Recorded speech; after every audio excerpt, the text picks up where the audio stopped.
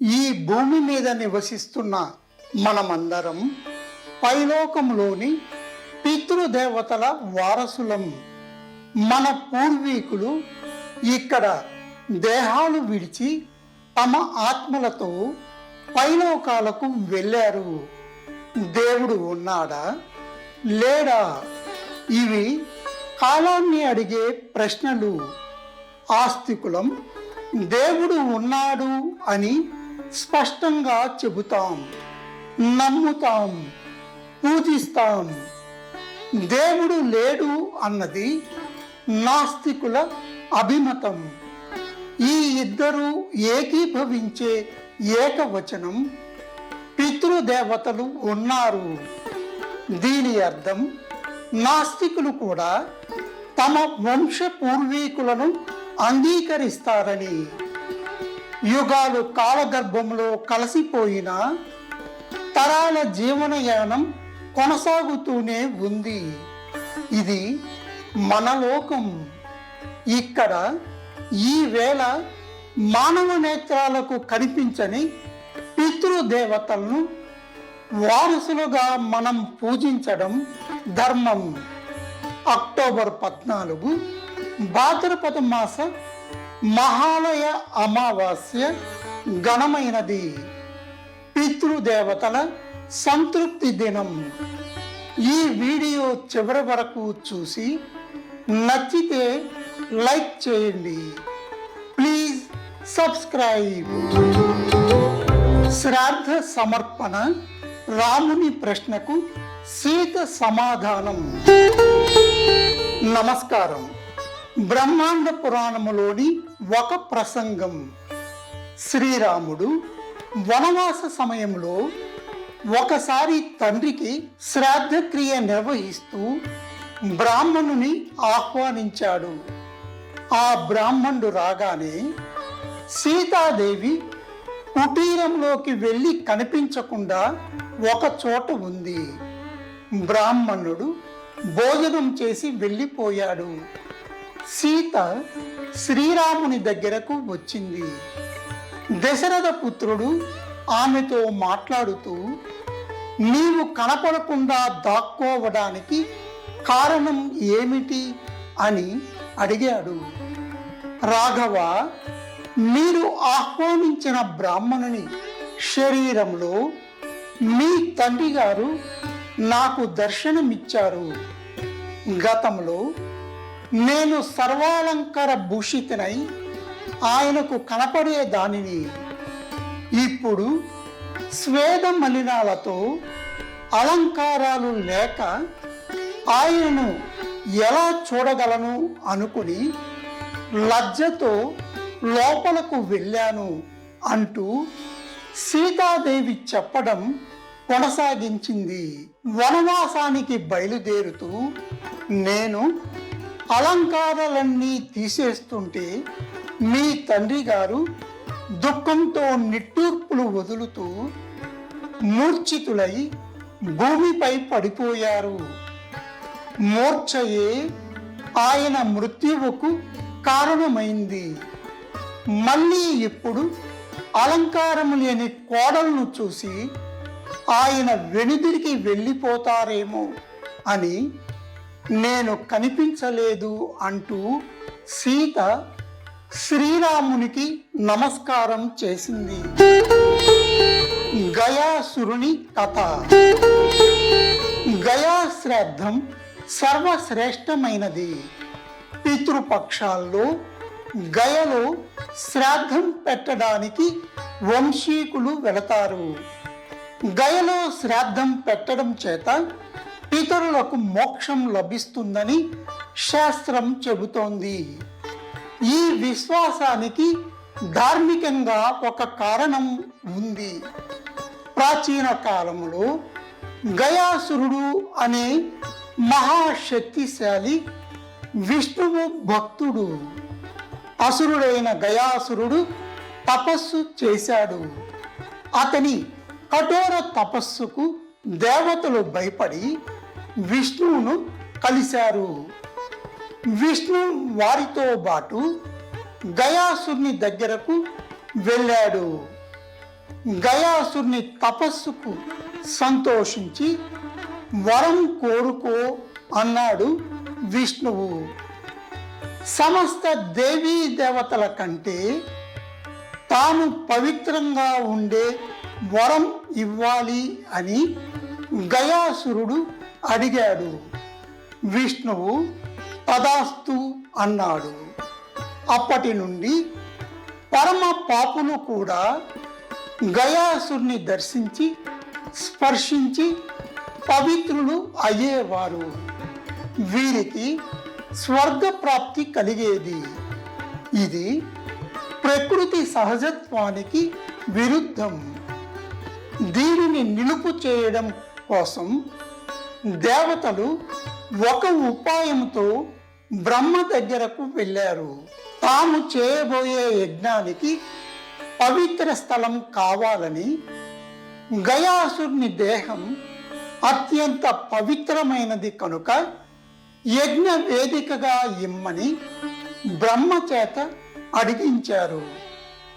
గయాసురుడు అంగీకరించి ఉత్తరం వైపు పాదాలు, దక్షిణానికి శిరస్సు ఉంచి పడుకున్నాడు.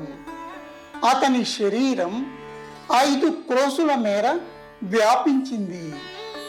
శరీరంపై యజ్ఞం జరిగింది. అనంతరం గయాసురుని శరీరం నశించిన అతని పుణ్య ప్రభావంతో ఆ 5 క్రోసుల మేర భూమి పవిత్ర తీర్థక్షేత్రంగా మారింది. అత్యంత పవిత్రమైన ఈ చోట పిండ ప్రదానం చేస్తే పితృదేవతలకు శాంతి, స్వర్గ ప్రాప్తి లభిస్తాయి. గయలో శ్రాద్ధ కర్మ చేయడం ఉత్తమమైనది అనే విశ్వాసం విశ్వమంతా వ్యాపించింది. గయలోని విష్ణుపద మందిరం ఫల్గు నది తీరాన అక్షయమవ్వడం, నాగకుండలం, పాండుశిల, నరుకుట్, బ్రహ్మయోని, వైతరణి, మంగళగౌరి, రామకుండం, సీతాకుండం, రామశిల, ప్రేతశిల మొదలైన ప్రదేశాల్లో పిండదానం చేయడం శ్రేష్టం. ఏ తిథి రోజున ఎవరికి శ్రాద్ధం పెట్టాలి?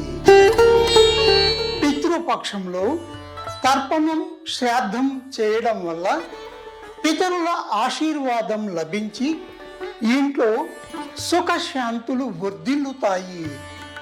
హిందూ పంచాంగం ప్రకారం ఏ తిథి నాడు ఏ పితరులు మృతి చెందారో ఆ తిథి నాడు ఆ పితరులకు శ్రాద్ధం పెట్టాలి. అయితే కొన్ని సందర్భాల్లో ఆ వంశస్థులకు వారి పెద్దలు మృతి చెందిన తిథి తెలియదు. అటువంటి సందర్భాల్లో ఏ పితరులకు ఏ తిథి నాడు శ్రాద్ధం పెట్టడం వల్ల వారి ఆత్మ తృప్తి చెందుతుందో శాస్త్రం చెప్పింది. భాద్రపద మాస బహుళ పాడ్యమి తిథి రోజున కన్న తల్లి తండ్రికి, తల్లికి శ్రాద్ధం పెట్టడం ఉత్తమం. నవమి నాడు తల్లికి, తమ వంశంలోని ఇతర మహిళలకు శ్రాద్ధం అందజేయడం శ్రేష్టం. సన్యాసులుగా మృతి చెందిన పితరులకు ఏకాదశి, ద్వాదశి తిథుల్లో శ్రాద్ధం పెట్టడం ఉత్తమం. అకాల మరణం చెందిన పితరులకు భాద్రపద బహుళ చతుర్దశి రోజున శ్రాద్ధం పెట్టాలి. అమావాస్య తిథిని సర్వపితృ అమావాస్య అంటారు. ఈ రోజున పితరులందరికీ శ్రాద్ధం సమర్పించడం పుణ్యదాయకం. దేవపుత్రుడైన కాకికి శ్రాద్ధ భోజనం. శ్రాద్ధ కర్మలో పితరులకు సంతృప్తి కలిగించడానికి శ్రద్ధగా పిండి వంటలు చేసి పితృదేవతలకు సమర్పించాలి. ఈ సమయంలో కాకులకు శ్రాద్ధ భోజనం అర్పించడం అనాదిగా వస్తున్న ఆచారం. పితృదేవతలు వాయు రూపంలో వచ్చి శ్రాద్ధం స్వీకరించి ఆశీర్వదించి వెళతారు. ధర్మశాస్త్రాలు కాకిని దేవపుత్రుడు అని వర్ణిస్తున్నాయి. శ్రాద్ధం ఎలా చేయాలి? భాద్రపద మాస పౌర్ణమి నుండి అమావాస్య వరకు గల 16 రోజులకు పితృపక్షం అని పేరు. ఇది శ్రాద్ధ కాలం లేదా శ్రాద్ధ పక్షం. ఈ సమయంలో పితరులకు పిండ ప్రదానం, తర్పణం సమర్పించడం వల్ల వారు తృప్తి చెంది ఆశీర్వదిస్తారు. వారి దీవెనలతో కుటుంబంలో సుఖశాంతులు వర్ధిల్లుతాయి. శ్రాద్ధ కాలంలో దక్షిణ లేకుండా చేసే శ్రాద్ధం వ్యర్థమైనది. ఆర్థిక శక్తి అంతగా లేని వారు నల్ల నువ్వులు, నీళ్లు అర్పించిన పితృదేవతలు సంతోషిస్తారు. శ్రాద్ధ కర్మ నియమాలు. పితరుల ఆత్మశాంతికి శ్రాద్ధ కర్మ తప్పనిసరిగా ఆచరించాలి. శ్రాద్ధ దినం నాడు బ్రహ్మచర్యం పూర్తిగా పాటించాలి. శారీరకంగా మానసికంగా పవిత్రంగా ఉండాలి. శ్రాద్ధ కర్మలో మేనమామ, మేనల్లుడు, గురువు, మామ, తాత, అల్లుడు, దౌహిత్రుడు, కోడలు, శ్రాద్ధ కర్మ జరిపించే బ్రాహ్మణులకు యాజ్ఞికుడు భోజనం సమర్పించాలి. పితృదేవతలకు బంగారం, వెండి, రాగి పాత్రలు ఇష్టమైనవి. ఈ ధాతువుల పాత్రల్లో పదార్థాలు నింపి వడ్డించాలి. అవి లభ్యం కాకపోతే అరిటాకులో వడ్డించడం మంచిది. అయితే ఇనుప పాత్రలను ఉపయోగించకూడదు. శ్రాద్ధ పిండాలను ఆవులు, మేకలు తినడానికి సమర్పించవచ్చు. శ్రాద్ధ కర్మలో గోధుమలు, పెసలు, యవలు, ఉసిరిక, సారపప్పు, రేగు పండ్లు, బఠానీలు, నువ్వులు, మామిడి, బిల్వం, ఆవ నూనె ఉపయోగించడం మంచిది. శ్రాద్ధ కర్మ రోజున తాంబూలం తీసుకోకూడదు. నూనెతో శరీర మర్దన చేయకూడదు. పరాన్నం తినకూడదు.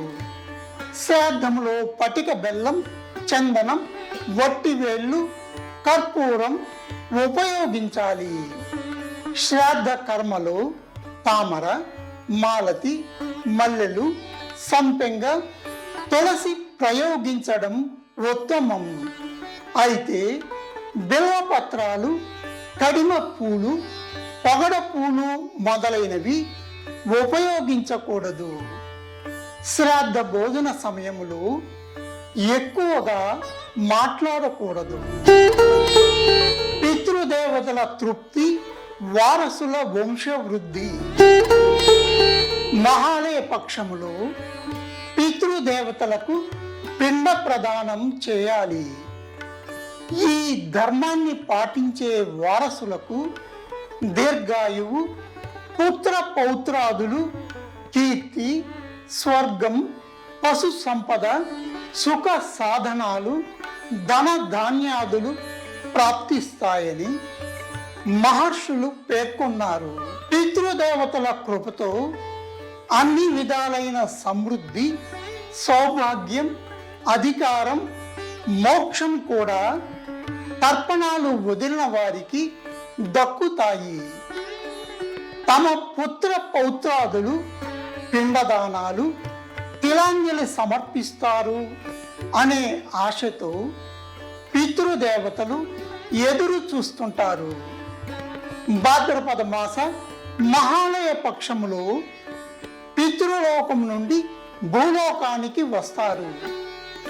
వారిని తృప్తిపరచడానికి గృహస్థులు పితృదేవతలకు శ్రాద్ధ కర్మలను నిర్వర్తించాలి.